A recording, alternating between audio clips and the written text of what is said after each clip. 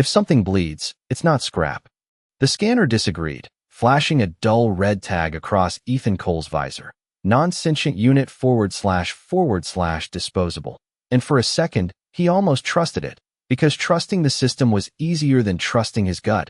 Easier than questioning why a pile of twisted alloy under 12 feet of fractured hull plating was giving off a heat signature that pulsed unevenly, like a failing engine trying to remember how to run. The air inside the derelict field station tasted like burnt copper and old circuits. Dry enough to crack his lips as he knelt, gloved hands pushing aside jagged panels still warm from atmospheric entry, servos in his exosuit whining softly under the extra weight. And then he saw it. Skin, not metal, a faint iridescent blue beneath the soot, too smooth, too alive, and his breath caught in his throat as the scanner chimed again, insistent. Wrong, worthless scrap, it said. Worth maybe 30 credits if he hauled it back intact, enough to keep his oxygen filters running another 48 hours. He hesitated, fingers hovering over the report button, knowing one tap would flag the find, bring in the reclamation crews, secure his payment, guarantee survival for another week. And yet the heat signature flickered again, weaker this time, and something in his chest tightened in a way no system could measure, because machines didn't hesitate. Machines didn't wonder if a flicker meant fear or pain, or the last quiet fight to stay alive. Don't do this, he muttered to himself, but the words came out hollow as he killed the scanner feed, the red tag vanishing from his visor like it had never been there, leaving only silence and the soft, uneven rhythm beneath the debris. He worked faster then, ignoring the sharp edges scraping against his suit, ignoring the warning icons blinking at the edge of his vision, until at last he cleared enough to see her fully. A humanoid form curled inward as if bracing against a storm that had already passed, her skin a muted blue that caught the dim station lights like ocean water at dusk, strands of pale hair clinging to her face. And for a moment he forgot the cold, forgot the hunger, forgot everything except the simple, undeniable fact that she was not a thing. His glove brushed her shoulder as he checked for structural damage, expecting nothing. And then she moved, barely, a shallow inhale that hitched like a broken line finding pressure again, and her eyes snapped open, luminous and sharp despite the exhaustion behind them, locking onto him with a clarity that made his pulse spike. Stay away, human, she whispered, the translator in his suit lagging half a second behind her voice. But the meaning didn't need help. It was there in the tension of her body, in the way she tried to pull back despite having nowhere to go. Ethan froze, hands still hovering inches from her skin, suddenly aware of how this looked. A scavenger standing over something the galaxy had already decided was worthless, already priced, already owned. And he let out a slow breath, the kind you take when you know the next choice costs more than you can afford.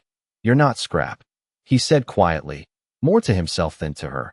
But the system would have disagreed if it were still on, would have told him exactly how much she was worth, exactly how much he was about to lose. And maybe that was why he reached for the identification tag fused near her collar instead of the report button, fingers steady now as he found the release seam.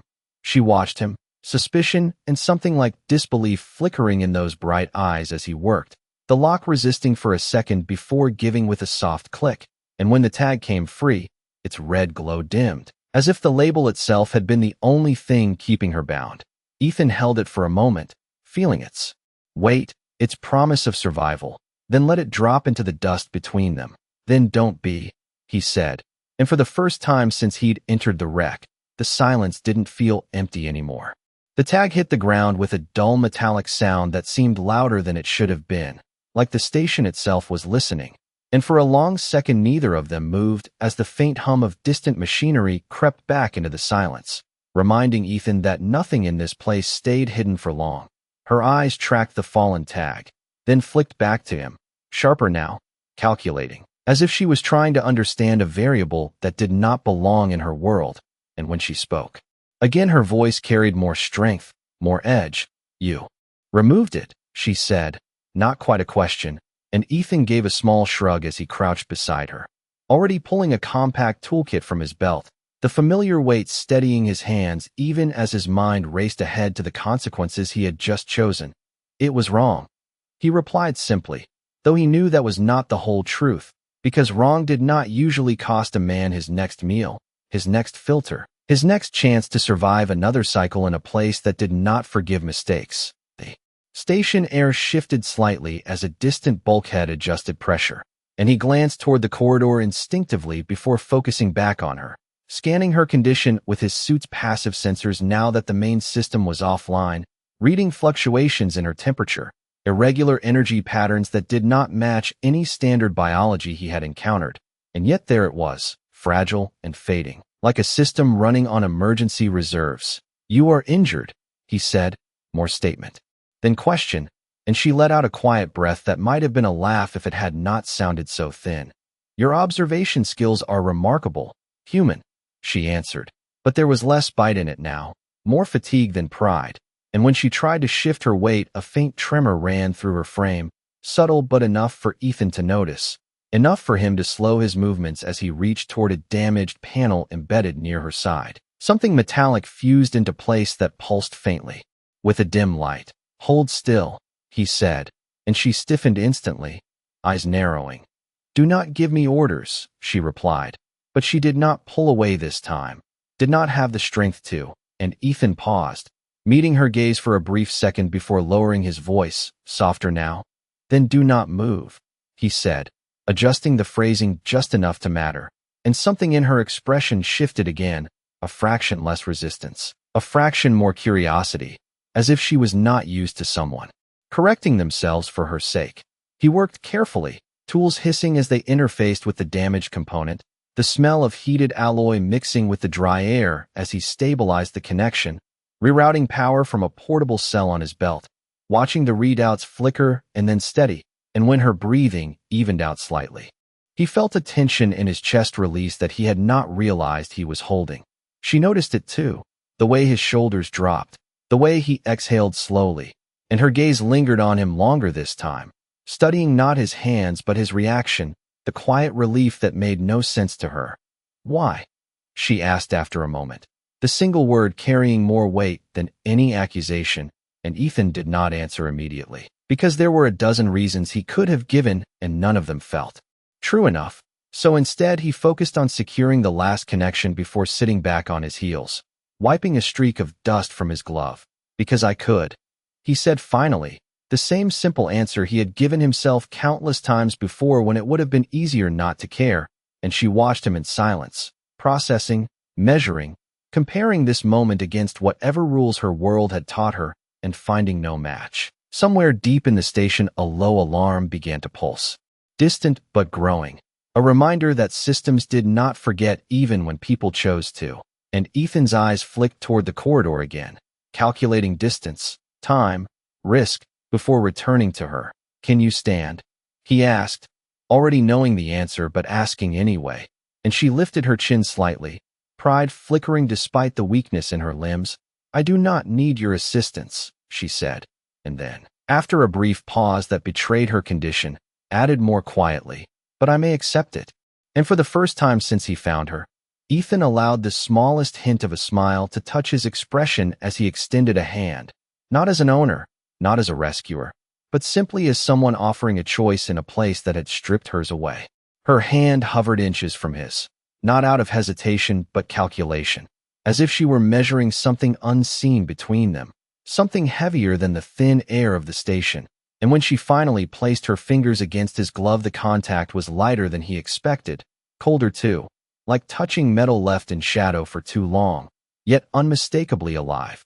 Ethan tightened his grip just enough to steady her as she shifted, servos in his suit compensating for the imbalance as she rose slowly from the wreckage, every movement deliberate, controlled, even as the faint tremor beneath her composure betrayed the strain. And for a moment she stood there, taller than he anticipated, posture straightening as if instinct demanded dignity even when her body struggled to maintain it. The distant alarm pulsed again, louder now, echoing through the hollow corridors with a rhythm that matched the tightening in Ethan's chest, and he glanced toward the source before looking back at her, already mapping a path through the station in his mind. Exits, choke points, areas where the structure might still hold. "We cannot stay here," he said, releasing her hand only when he was certain she could stand on her own, and she did not argue this time. her gaze shifting toward the darkened hallway, as if she could sense the same approaching inevitability, though when she spoke her voice carried that same quiet authority beneath the fatigue. "You assume I intend to follow you," she said. But there was no movement to step away, no attempt to put distance between them, and Ethan let out a breath that might have been a quiet laugh under different circumstances. "You can go wherever you want," he replied, already moving to retrieve his pack, checking the charge on his portable cells, the remaining oxygen in his filters, every number lower than he would have liked. "But whatever flag that tag is not going to stop looking just because I turned off my scanner." And that, finally, seemed to reach her in a way his earlier words had not, because her expression shifted, not to fear, but to recognition, as if she understood systems that hunted, systems that tracked, systems that did not forget. She looked down briefly at the place where the tag had been, fingers brushing the faint indentation left behind, and for a fraction of a second something flickered across her features, something deeper than anger or pride, something closer to loss, before it was gone again behind that controlled exterior.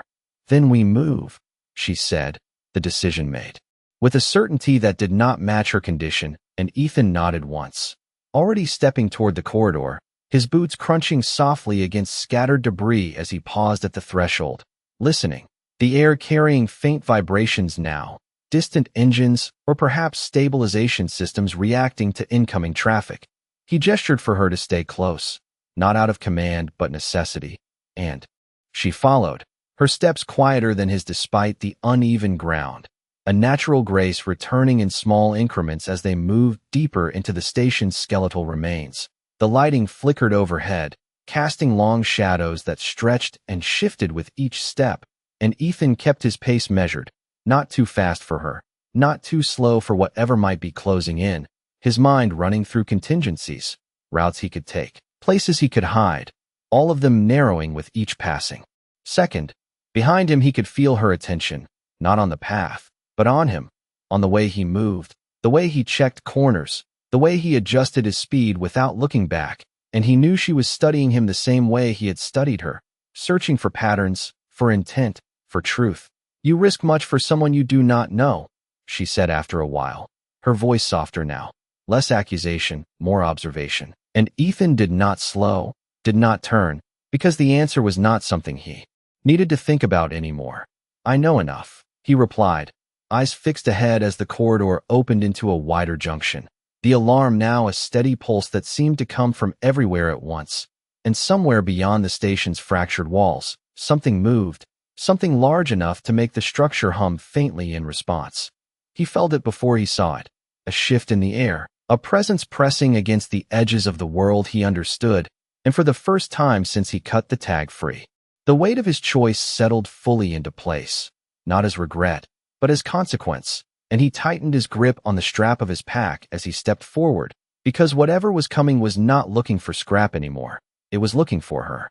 The station groaned around them as if it could feel the weight pressing down from above, a low vibration running through the metal beneath Ethan's boots, subtle but constant, like something massive had settled into orbit just beyond sight, and he slowed instinctively at the junction, raising a hand slightly to signal her to stop without needing to look back, his head tilting as he listened past the alarm's steady pulse, filtering out the noise until only the deeper rhythm remained.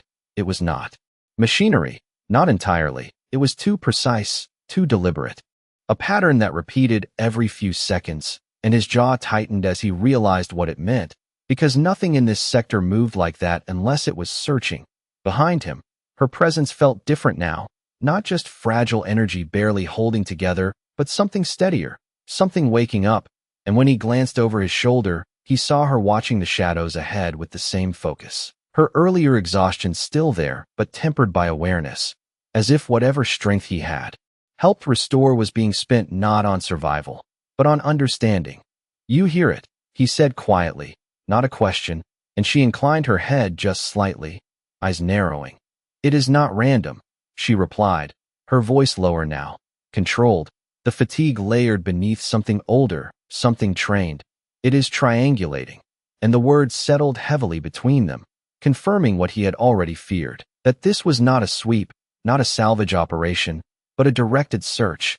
Ethan exhaled, slowly through his nose, adjusting the grip on his pack as he scanned the corridor ahead, his internal map updating with every detail: the collapsed access shafts, the narrow maintenance ducts, the sections of hull that might still shield them from a direct scan.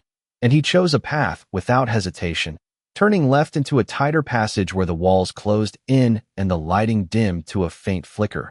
"Stay close," he said, not out of authority but necessity, because space like this did not forgive distance. And she followed without argument, her earlier resistance replaced by a quiet alignment, their footsteps falling into an unspoken rhythm as they moved.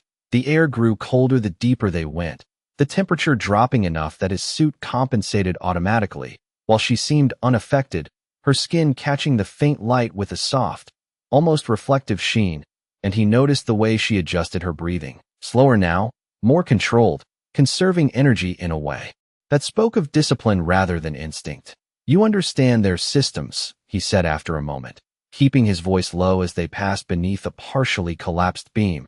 And there was a brief pause before she answered, not hesitation, but calculation. "I understand how power tracks what it values," she said, and something in the phrasing made him glance at her again, because it was not technical, not exactly. It was personal. The passage opened slightly ahead, revealing a fractured observation deck where the outer hull had split just enough to show the void beyond, a vast stretch of darkness punctuated by distant stars, and now, something else, a silhouette that did not belong, vast and silent against the backdrop, its surface reflecting faint starlight and geometric patterns that shifted as it moved. Ethan stopped without thinking, his breath catching as he took in the scale. Easily a quarter-mile across, maybe more, its presence so large it seemed to bend the emptiness around it.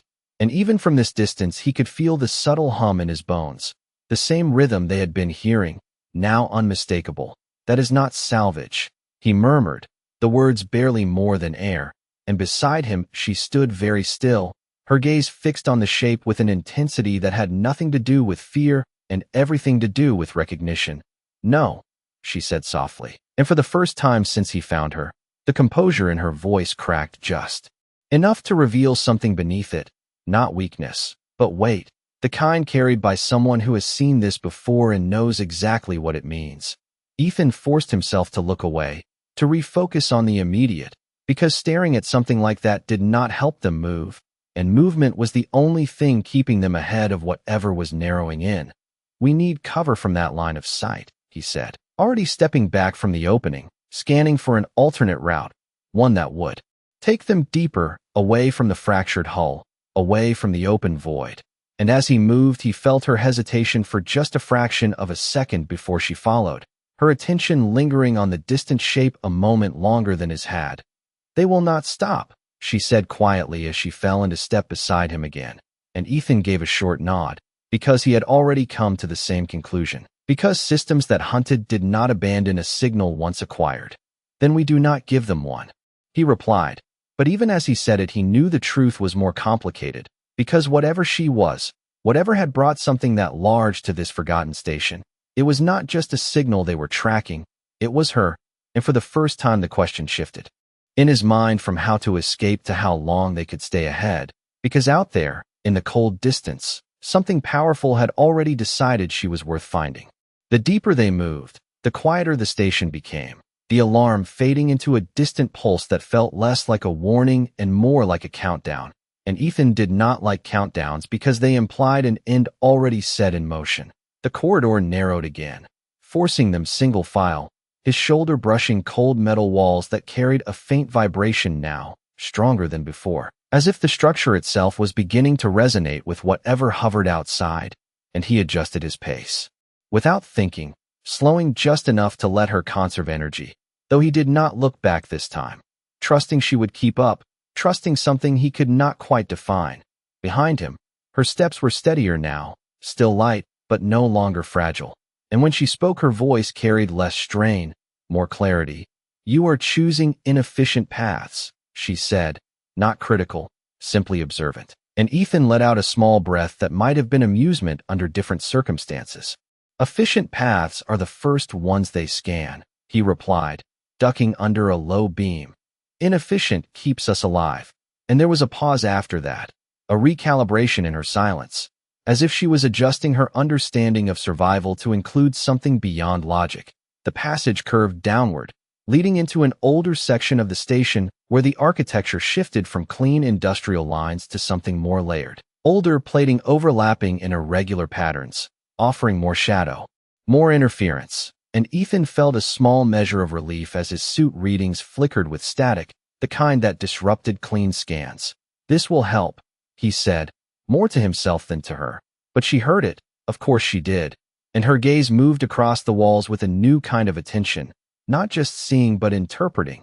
And for a moment he wondered what she saw that he did not. They reached a sealed hatch half buried under debris, its control panel dark, and Ethan knelt beside it, brushing away dust with practiced motions before connecting a bypass line from his toolkit, the interface sparking faintly as it accepted the connection, and he worked quickly, fingers moving with the ease of repetition, rerouting power, forcing the mechanism to respond. "You repair everything like this," she said quietly behind him, and he shrugged without looking up. "Everything worth fixing," he answered, the words coming out before he could stop them, and he felt the weight of them settle in the space between them, heavier than he intended. The hatch shuddered, then slid open just enough to reveal a darker compartment beyond. A maintenance chamber lined with old conduits and inactive systems. The air inside cooler, still, and most importantly, shielded. Ethan stepped back, gesturing for her to enter first, and she hesitated for only a fraction of a second before moving past him, her presence brushing close enough that he could feel the faint chill radiating from her skin even through his suit, a contrast to the dry heat of the station that lingered in his senses. Inside, the noise of the station dulled further, the vibrations reduced to a distant hum, and Ethan followed, pulling the hatch partially closed behind them, leaving just enough space for airflow while minimizing exposure. For a moment neither of them spoke, the quiet settling in like a held breath finally released, and he took the opportunity to check his readings again. The numbers still low, still concerning, but stable for now. "We can stay here for a few minutes," he said, leaning back against the wall, letting his shoulders rest for the first time since they started moving. And across from him, she lowered herself carefully to sit, movements controlled but no longer strained, her eyes studying the space. Then him, with that same intensity that felt less like suspicion now and more like focus. "You gave up your claim," she said after a moment, not looking at him as she spoke, her gaze fixed on the faint light filtering through the cracked panel above. "The tag marked me as property. Removing it removed your right to profit." And Ethan let out a quiet breath, rubbing a hand across the back of his neck, the gesture more human than anything his suit could simulate. "I never had a right," he replied, simple, direct, and she turned her head slightly at that, the faint glow of her eyes catching the dim light. "In most systems, you did," she said, and there was no accusation in it, only fact. Only the way things were. Ethan met her gaze then, holding it for a second longer than before, and something in his expression shifted, not defensive, not proud, just certain. "Then most systems are wrong," he said, and the words hung there, quiet but immovable, and for the first time since he found her, she did not respond immediately, did not counter, did not question. She simply watched him, and in that silence something changed, subtle but real, like a line being redrawn in a place neither of them had expected. Outside, the distant hum deepened, the vibration returning stronger than before, and somewhere beyond the walls something adjusted its search, narrowing, refining, and Ethan felt it in the way the air shifted, in the way the station seemed to hold its breath again, and he pushed himself upright, already knowing their time here was ending. "We move soon," he said, but his eyes lingered on her for a moment, because the question was no longer whether she would follow, but whether she understood why he had chosen to help, and from the way she looked back at him, something steady and searching in her gaze, he realized she was beginning to. The vibration shifted again, deeper now, less like a distant presence, and more like something aligning, and Ethan felt it through his back where it rested against the cold wall, a subtle pressure that made his instincts tighten before his mind could catch up. He pushed away from the surface immediately, already moving toward the hatch, because waiting in a place like this was only safe until it was not. And behind him she rose without needing to be told, her movements smoother now, more certain, as if whatever energy he had restored was beginning to circulate properly through her system. "They are narrowing," she said quietly, and this time there was no distance in her tone, no separation between his assessment and hers, only shared awareness. And Ethan gave a short nod as he eased the hatch open just enough to peer through the gap, scanning the corridor beyond for motion, for light shifts, for anything that did not belong. The passage remained still, but the air felt different. Charged, like the moment before a storm breaks, and he slipped through, motioning for her to follow, his steps careful but quicker now, urgency threading through every movement. They moved in silence, the kind that was not empty but focused, both of them listening, both of them adapting, and Ethan found himself adjusting his pace without thinking, matching hers instead of expecting her to match his, a small shift that he did not question, because it felt right in a way that efficiency never had. The station around them seemed to close in, the corridors tightening, the lighting dimming further until only the faint glow from his suit and the soft reflection from her skin guided their path. And in that dimness he noticed something new, a faint pattern beneath her surface, lines of light that pulsed slowly in time with her breathing, subtle but unmistakable, like circuitry woven into living tissue. "That was not there before," he said quietly, unable to ignore it, and she glanced down at her own arm as if seeing it through his eyes, the glow faint but growing steadier.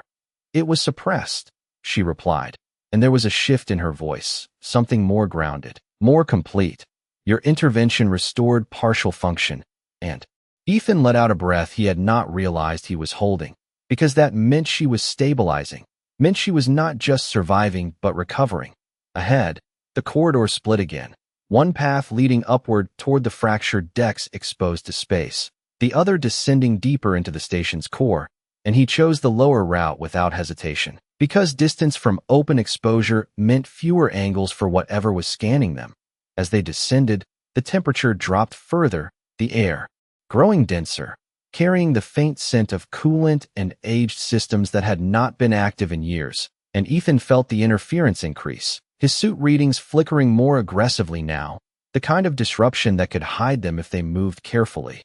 "This place was not meant for salvage," she said after a moment, her voice softer, thoughtful, as if piecing together a larger picture, and Ethan glanced at the walls, at the layered construction, the reinforced conduits, the redundancy built into every surface, and nodded. "Research station," he said. "Old, abandoned when the sector went quiet." And she absorbed that, her gaze moving across the structure with new context, new understanding. The vibration surged again, stronger this time, enough that dust shifted from the ceiling in fine, drifting lines, and Ethan stopped instinctively, his hand lifting slightly to steady himself against the wall. Because this was different, closer, and for the first time since they started moving, he felt the edge of something he could not calculate, something that did not fit into routes or plans. Behind him, she did not stop immediately, her attention fixed ahead, and when he turned to look at her he saw it, the glow beneath her skin brightening just a fraction, the patterns more defined now, and her expression, not fear, not exactly, but recognition sharpened into certainty. "They are not searching blindly," she said, her voice low but steady. And Ethan's chest tightened at the implication, because that meant what he already suspected was true, that whatever system had been tracking the tag had something more, something deeper. "Then what are they following?" he asked, though part of him already knew the answer, and she met his gaze fully now, no hesitation, no deflection, just truth. "Me," she said, and the word carried a weight that settled into the space between them, heavier than any alarm, heavier than any distant hum, because it meant that everything he had done, every choice he had made since cutting that tag free, had not removed the signal at all. It had only changed its form, and now, as the station trembled faintly around them, and the unseen presence outside adjusted once more, Ethan understood that he had not just taken something valuable out of the system, he had taken something the system was never going to stop trying to reclaim. The words settled between them heavier than the cold air, and Ethan did not answer right away because there was nothing simple left to say. Not after that. Not after realizing that whatever was out there was not scanning for debris or signals or lost cargo. It was tracking a person, and not just any person but her. He let out a slow breath, steadying himself against the rising pressure in his chest, then shifted his stance slightly, angling his body toward the corridor ahead as if that alone could create distance from the truth. Then we stay out of sight, he said finally, voice even, grounded, because if there was one thing he understood, it was how to disappear, how to become something the system overlooked, something too small, too insignificant to matter. But even as the thought formed, he knew this was different, because she was not small, not to them, not to whatever had sent something that size into orbit. She watched him closely, not just listening to the words but measuring the intent behind them. And for a moment her gaze softened, not in weakness but in recognition, as if she understood what he was doing, choosing a path anyway even when the outcome was uncertain.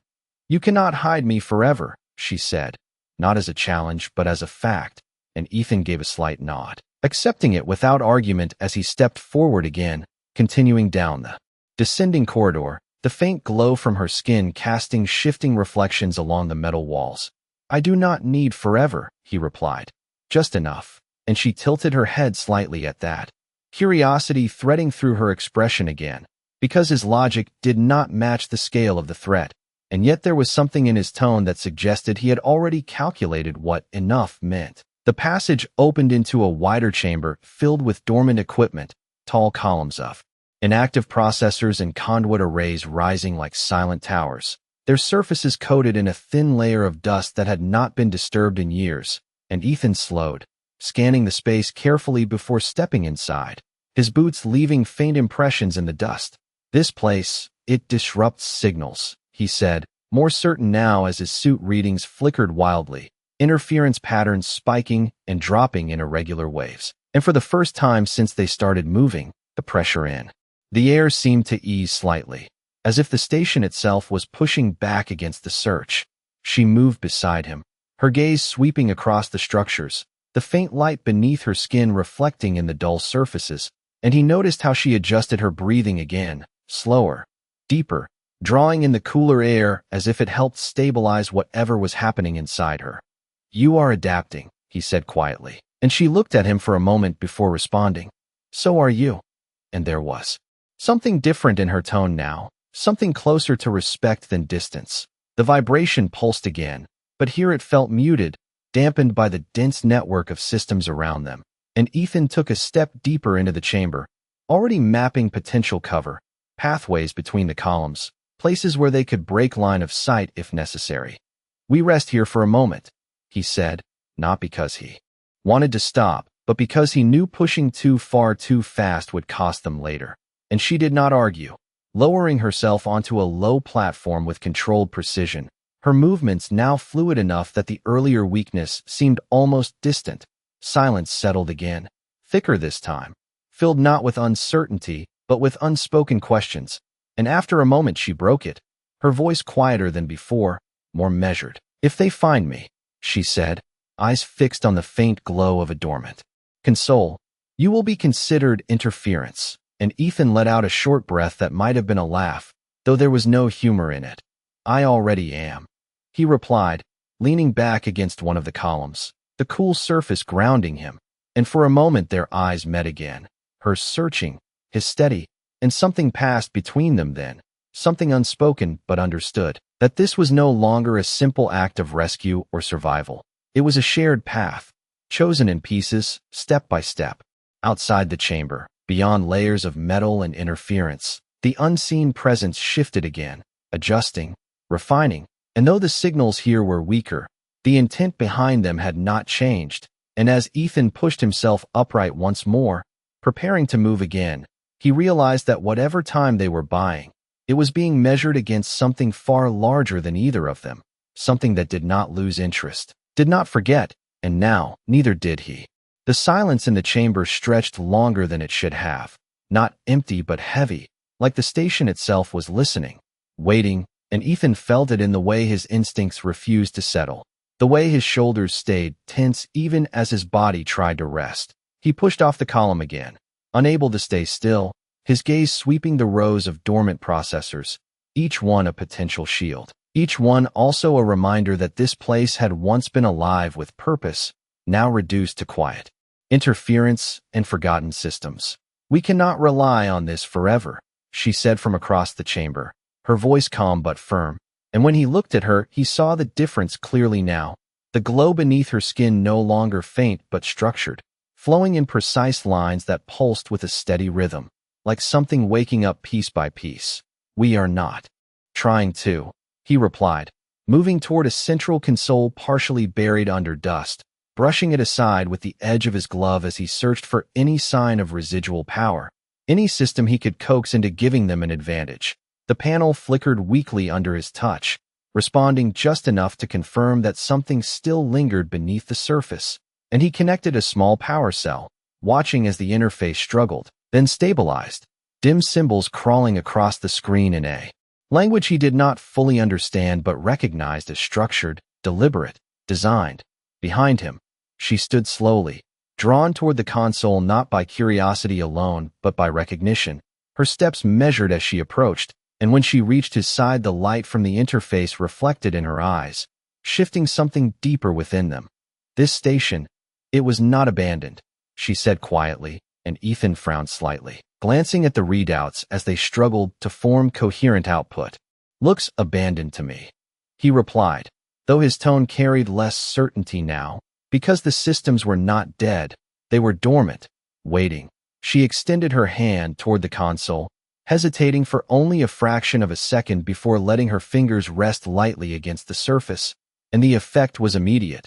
The flickering symbols stabilizing, the dim lights strengthening, as if the system recognized her presence. Responding not to power but to identity, Ethan straightened slightly, watching the interface shift from fragmented data to structured output, lines aligning, patterns forming, and a low hum began to resonate through the chamber, different from the distant presence outside.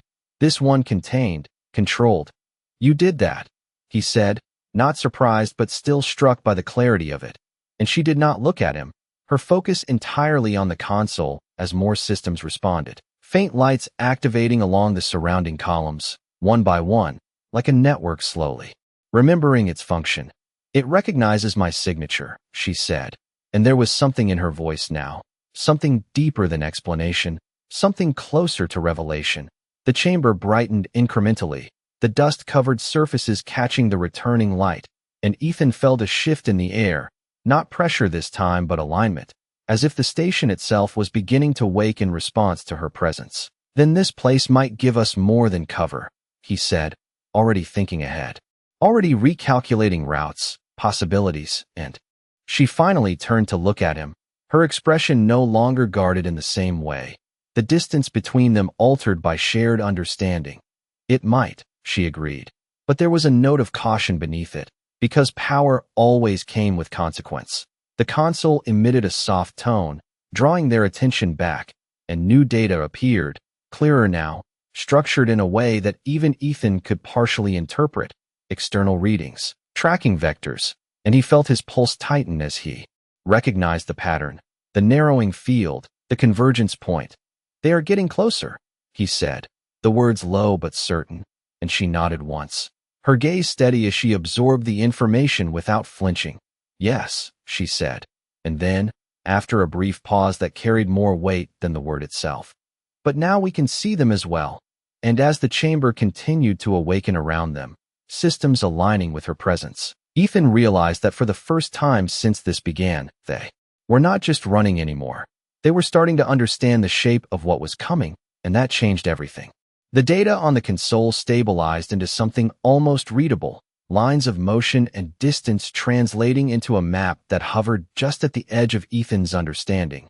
But the intent behind it was unmistakable, vectors tightening, arcs narrowing, a slow and deliberate convergence that felt less like a search and more like a claim being drawn across space. He leaned closer, eyes scanning the shifting patterns, committing them to memory even as the system updated in real time, and beside him she did not need to lean in at all, her gaze moving across the display with quiet precision, as if she could see through the data rather than at it. "They are not sweeping the area," he said, voice low, more to himself than to her. "They are correcting toward a fixed point." and she inclined her head slightly, confirming without needing to explain. Yes, she said. They are refining a lock. And the words settled heavily, because that meant there was something constant in the signal. Something that had not been removed when he cut the tag free.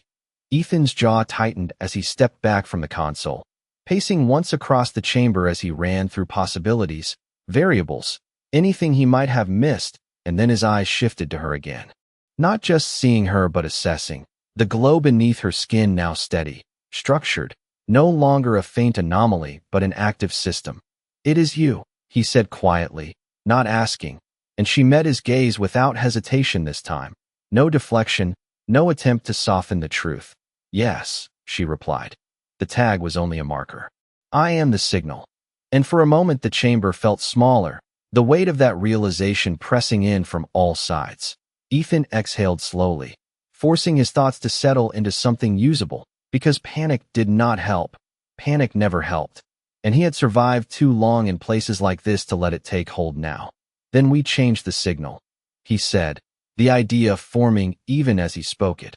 Rough, incomplete, but something, and she studied him for a moment, curiosity returning in that quiet, focused way of hers. You intend to alter what they are tracking, she said, and there was no disbelief in it, only evaluation, as if she was testing the logic rather than dismissing it.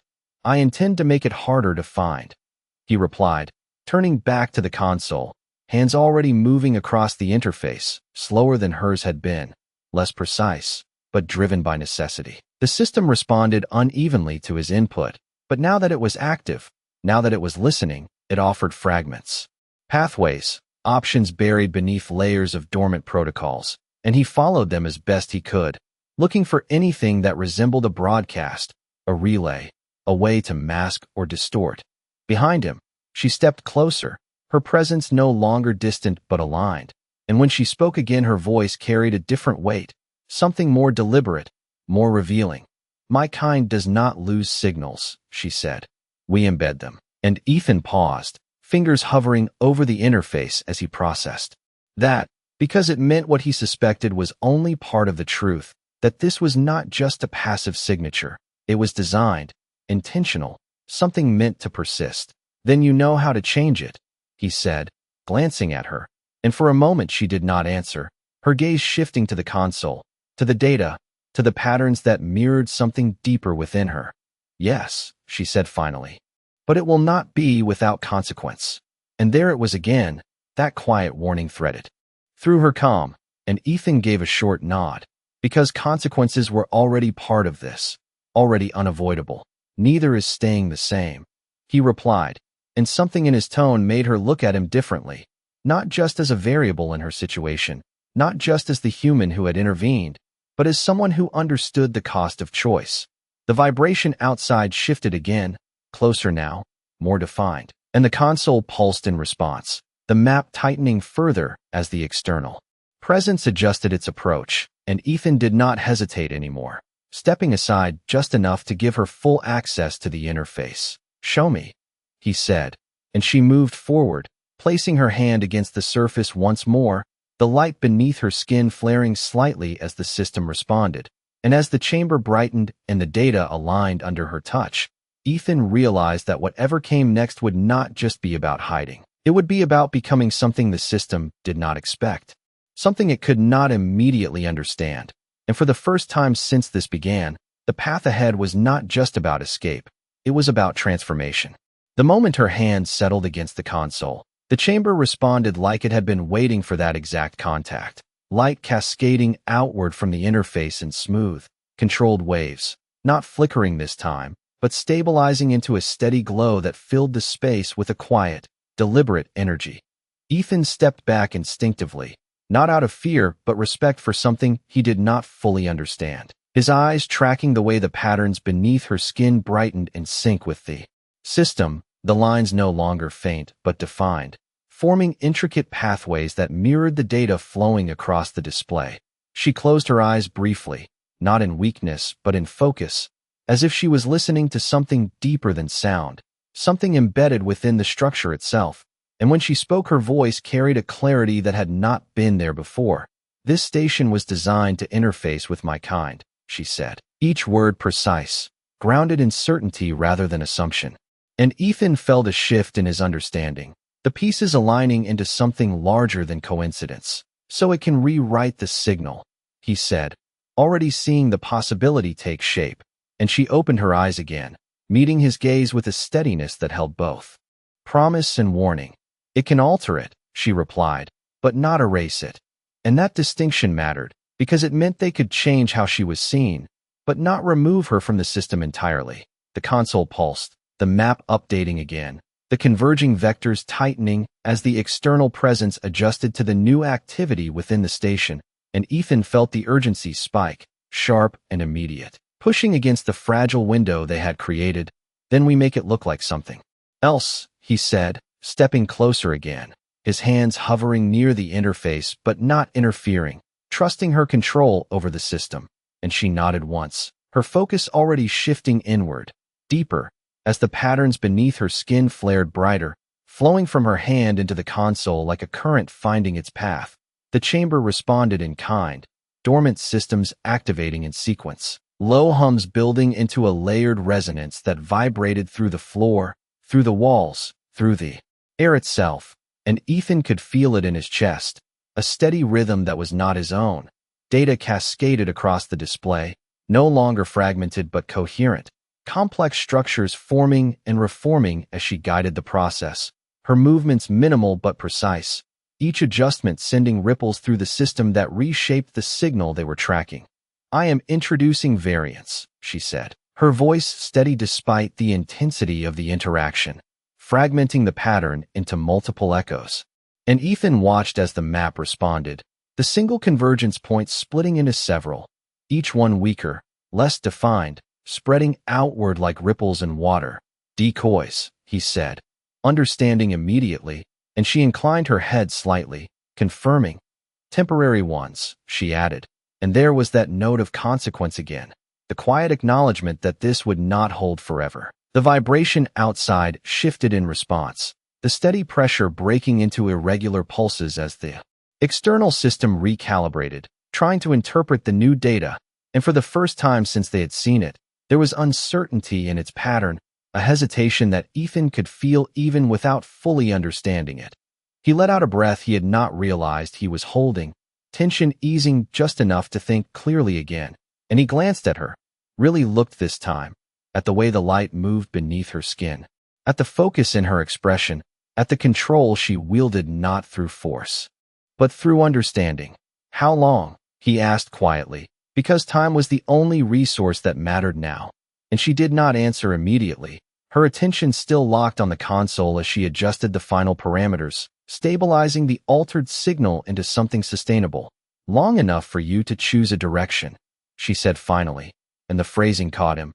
Not long enough to escape, not long enough to disappear, just long enough to decide what came next. The system settled into a new equilibrium, the chamber's lights stabilizing, the hum lowering into a steady background presence, and the map displayed multiple trajectories now. The once singular focus dispersed into uncertainty. Ethan straightened, his mind already moving ahead, mapping routes, calculating distances, but beneath all of that was a deeper realization, one that settled quietly into place as he looked at her again, that this was no longer just about keeping her hidden, it was about what she was becoming in the process, something the system could no longer easily define. And as the distant presence outside adjusted once more, slower this time, less certain, Ethan understood that they had not just delayed the inevitable, they had changed the shape of the game entirely. The chamber settled into a fragile calm, the hum of reawakened systems steady and controlled, but Ethan knew better than to mistake calm for safety, because outside, something vast was still adjusting, still learning, and now it was learning from them. He studied the map again, the fractured signals spreading outward in uneven arcs, each one a reflection of her altered signature, each one a thread pulling the search in a different direction. And for a moment, it almost looked like confusion, almost like they had outmaneuvered something far larger than themselves. But the patterns were already tightening again, slower now, more deliberate. It is adapting, he said quietly, and she did not deny it, her hand still resting against the console. the light beneath her skin dimming slightly as the system stabilized around her input. "It always does," she replied, and there was no fear in her voice, only recognition. The kind that came from experience rather than theory. Ethan exhaled. Slowly, running a hand across the back of his neck as he turned away from the display, his thoughts shifting from escape to something more complicated, something that did not have a clean solution. Then, "We cannot keep running," he said, the words forming before he could fully measure them. And she looked at him, really looked this time, as if weighing not just what he said but why he said it. "Running was never the objective," she answered, and there was something in that statement that made the space between them feel smaller, more aligned, as if they had reached the same conclusion from different paths. The vibration shifted again, closer now, not just a distant presence, but something interacting with the station itself, faint ripples moving through the walls as if probing, testing boundaries, and Ethan felt it in his bones, a steady pressure that made standing still feel like a choice rather than a necessity. He moved toward the edge of the chamber, glancing down one of the connecting corridors, the shadows deeper now, the air heavier, and he knew they had bought time, but not much. "If it is tracking you, and we cannot erase that," he said, turning back to her, "then we make it follow something else," and she tilted her head slightly, the idea not unfamiliar but not complete. "You already did that," she said, gesturing faintly toward the console, toward the fractured signals, and he shook his head, because that was not what he meant. "Not fragments," he replied, stepping closer, his voice lowering as the thought sharpened into something real, something dangerous. A single, stronger signal. And for the first time since they had begun altering the system, she hesitated, just a fraction, but enough for him to see it. "You propose to replace me," she said, and the words were precise, but the meaning behind them carried more weight than the phrasing suggested. Ethan held her gaze, steady, unflinching, because this was the part that mattered, the part where choice became action. "I propose to give it something it cannot ignore," he said, and there was no bravado in it. No attempt to make it sound like anything other than what it was, a trade, a redirection, a risk measured against something he had already decided was worth it. The chamber seemed to quiet around them, the hum of the systems fading into the background as the implications settled in, and she studied him in silence, not with suspicion, not with distance, but with a depth of attention that felt different, more personal, as if she was seeing him clearly for the first time. "You would become the signal," she said, and it was not a question, and Ethan gave a slight nod, because there was no reason to pretend otherwise. "I have the equipment," he said, gesturing faintly toward his pack, toward the systems he carried, the ones designed to interface, to transmit, to survive in places like this. "And now we have the station." And her gaze shifted briefly to the console, to the network that had awakened around them, then back to him. And for a moment something flickered across her expression, something that was not calculation, not strategy, but something closer to conflict. "That path does not end where you think it does," she said quietly, and Ethan let out a slow breath, because he already knew that, because he had known it the moment the idea formed. "Most paths do not," he replied, and the simplicity of it hung there, undeniable, and for a long second neither of them moved, the decision suspended in the space between them, shaped by everything that had led to this point. Outside, the presence shifted again, closer now, more defined, and the fractured signals began to collapse one by one, drawn back toward a central point as the system recalibrated, narrowing its focus once more, and Ethan felt the window closing, felt the moment slipping into something irreversible. He stepped forward, closing the distance between them just enough to make the choice real, not abstract, and held her gaze with a steadiness that came from knowing exactly what he was offering. "Tell me how," he said, and in that moment, with the station humming around them and the search tightening beyond its walls, the question was not whether they could escape, but what they were willing to become in order to try. The question lingered between them, not as a request, but as a threshold, and for a moment she did not answer, her gaze holding his with a depth that felt heavier than the station itself, as if she was measuring not his words but the weight he was willing to carry behind them. The hum around them deepened slightly, the awakened systems responding to something beyond the chamber. a subtle shift that reminded Ethan they were running out of time, and still he did not look away, because whatever came next required clarity, not hesitation. She moved first, not stepping back but closer, closing the distance just enough that the faint glow beneath her skin illuminated the edges of his suit. Her presence no longer cold but steady, controlled, and when she spoke her voice was quieter than before, not weaker, but more deliberate, as if each word had been chosen from a place deeper than instinct. "If you become the signal," she said, "you will not simply carry it, you will anchor it." And Ethan nodded once. Because that was the point, because drawing the focus away from her required more than imitation, it required commitment. She studied him for another second, then turned back to the console, her hand rising again to meet the interface, the light beneath her skin flaring in response as the system reawakened more fully, patterns shifting to accommodate a new input, a new variable. "Your equipment will not be enough on its own," she continued, her focus split between the data and him. "The signal is not just energy, it is identity. It must be recognized as such." And Ethan stepped closer, pulling his pack free and setting it beside the console, opening it with practiced efficiency as he revealed the compact transmitter array inside, its surface worn from use but intact, reliable in ways that mattered.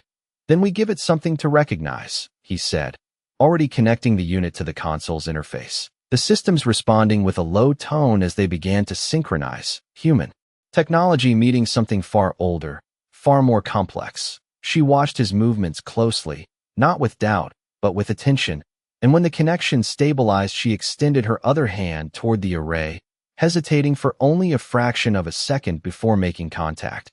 And the reaction was immediate, the light beneath her skin surging into the device, the patterns flowing outward, bridging the gap between them. Ethan felt it through the console, a shift in the data, a surge that was not raw power but structured information, something precise, something intentional, and the map responded again, the fractured signals collapsing inward, reforming around a new center, one that no longer aligned with her position but with the growing output of the transmitter. "You are transferring it," he said, the realization settling in as the system recalibrated, and she inclined her head slightly. Her expression focused, but no longer conflicted. "Not transferring," she corrected, "sharing."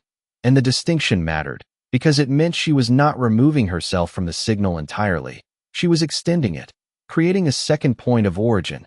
The chamber pulsed with the change, the hum rising into a layered resonance that filled the air with a quiet intensity. And Ethan felt the pressure shift, the external presence responding almost immediately, its pattern tightening toward the new source, drawn by the stronger, clearer signature now emanating from the console.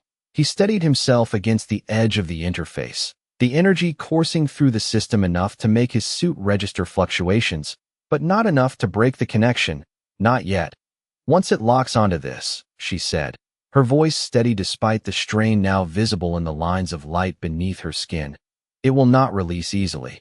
And Ethan gave a short nod, because that was exactly what they needed, something the system would commit to, something it would prioritize. The map confirmed it, the external vectors shifting, converging more aggressively now, drawn toward the chamber, toward the signal they were creating, and for a moment the scale of it pressed in again, the realization that he was about to stand in the center of that convergence, not as an accident, but by choice. He tightened his grip on the console, grounding himself in the physical, in the reality of the moment, and looked at her again, not as something to protect, not as something to save, but as someone who had chosen to stand with him in this, to share the burden rather than avoid it. "When it locks," he said, his voice low but steady, "you leave," and she held his gaze, the glow in her eyes steady, unwavering, and for a moment it seemed like she might argue, might refuse, but instead she gave a small, almost imperceptible nod, not agreement, but acknowledgement, because she understood what he was asking, and more importantly, why. The system reached a critical point, the signal stabilizing into a coherent output that pulsed through the station, strong enough now that even without the map, Ethan could feel the attention it drew, a focus narrowing from the void toward them with unmistakable intent. And as the chamber filled with that quiet, overwhelming presence, the path ahead became clear, not in detail, but in direction, and for the first time since he had cut the tag free, Ethan was not reacting anymore. He was choosing the outcome, one step at a time. The signal locked with a quiet finality that Ethan felt more than heard, a shift in the air, in the station, in the invisible space beyond it, as if something vast had finally decided where to look. And for a moment, everything seemed to hold its breath around that decision.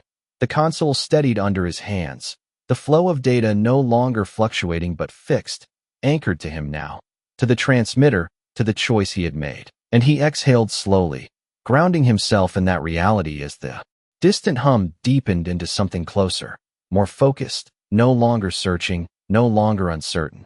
Beside him, she remained connected to the system, the glow beneath her skin dimming slightly as the transfer stabilized, the strain easing from her posture as the weight of the signal shifted away from her center and settled into the shared space between them.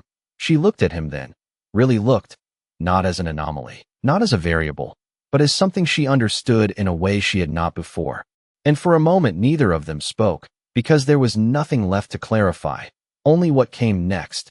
Ethan gave a small nod toward the corridor, not a command, not even a suggestion, just a direction, and she hesitated for the briefest second before stepping back from the console, the connection breaking cleanly as the system continued to run on its own. The signal sustained now, without her direct input.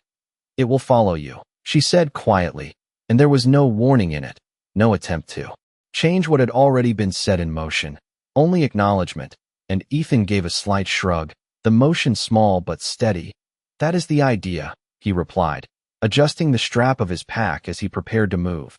The chamber felt different now, not safer, but defined, like a line had been drawn through it, one that separated what had been from what would be, and as he stepped away from the console the hum followed him, subtle but unmistakable, a presence that moved with him rather than around him. She did not follow immediately, her gaze lingering on the interface, on the system that had recognized her, responded to her, and now continued. Without her, and for a moment something like conflict crossed her expression again, not hesitation, but the weight of leaving something behind.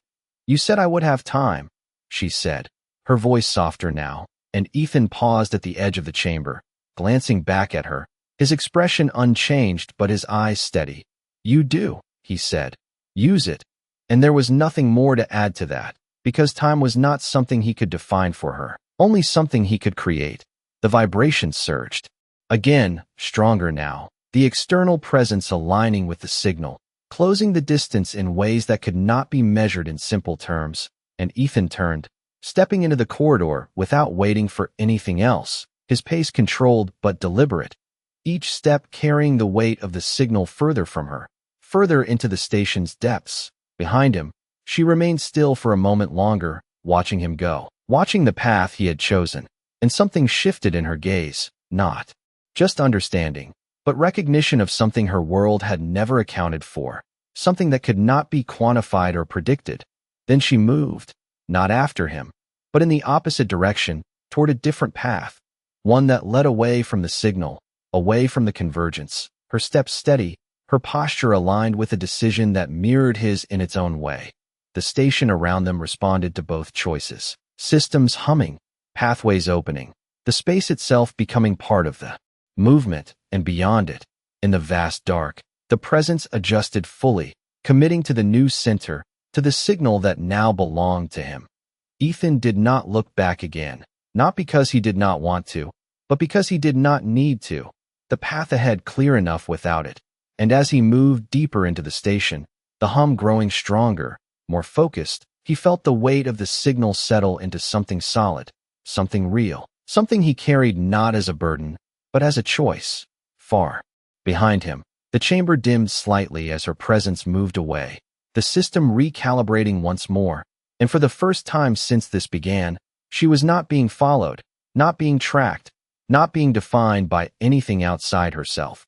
She paused briefly at a junction, the faint light beneath her skin steady, her gaze lifting toward the distant stars barely visible through a fractured panel. And in that quiet moment, with the signal no longer centered on her, she understood something new, something simple and profound. He had not saved her by taking her place, He had changed the meaning of what she was worth, and somewhere in the depths of the station, as the signal drew the vast presence ever closer, Ethan Cole kept walking, not toward escape, not toward victory, but toward something far more human, a reminder written not in systems or signals, but in choice, that strength was not in what you could take, but in what you were willing to carry.